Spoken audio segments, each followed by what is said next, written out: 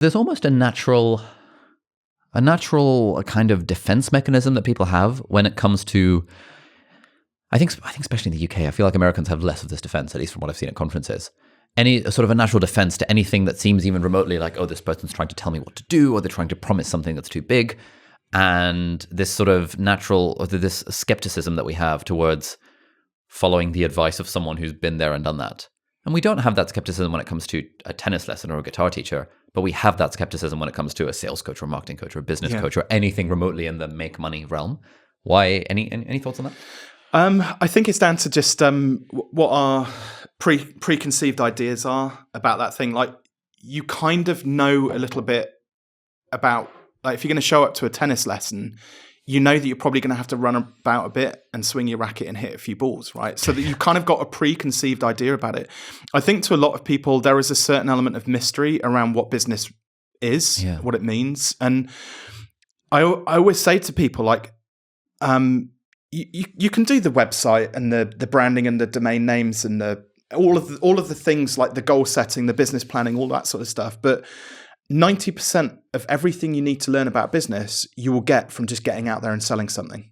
And it doesn't matter whether it's £20 to mow somebody's lawn, if it's a 6-month transformational dating program. It doesn't matter what it is. Get out there and sell something for some money and see how you feel about it afterwards. It's as simple as that. You'll learn 90% of everything you need to know, because within having to do that, you had to market, because you had to make somebody aware that you had a program to sell, or that you had a lawnmower to push around somebody's garden, or whatever it might be. Yeah. You had to sell something because you had to have that awkward conversation. Okay, yeah, I'm interested in you mowing my lawn, but how much is it going to cost? Well, I'll do it for 20 quid. Oh gosh, well, my gardener charges £15 now. Why are you so much better? So in that sales process, you learn something about yourself and about your processes and your business and all those sorts of things. Then you move into onboarding, client onboarding, giving somebody the next steps. What's their first session? What does that look like? What time am I going to show up with my lawnmower? Then it moves into client fulfillment, actually doing the work. At the end of it, the doing the work is tricky, because unless you're getting feedback throughout it, if somebody's watching over you whilst they mow the lawn and they have a go at you because your stripes aren't quite right on the lawn or whatever, or maybe in the coaching program, somebody sat there a bit confused and saying, well, I don't think that's going to work for me because I don't want to use that app for my dating because for whatever reason. So you might get some feedback within the fulfillment. But then at the end of it, you can then see, well, does the client pay you and are they happy? Or do they not pay you? Are they unhappy and leave negative reviews? But within that, what can I learn from it?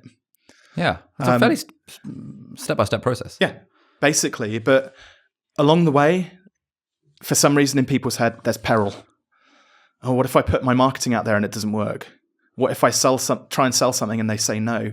What if I try and onboard the client and then they backtrack on the agreement? What if I try and start doing the thing and find that I'm not very good at it? What if when I've done it and I'm not very good at it, I get a negative review?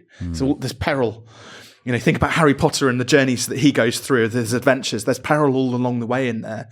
But again, it comes back to, what's the two things that could go wrong in business? You look a bit stupid, or you end up losing a bit of money. And actually, neither of them are that bad in the grand scheme of things.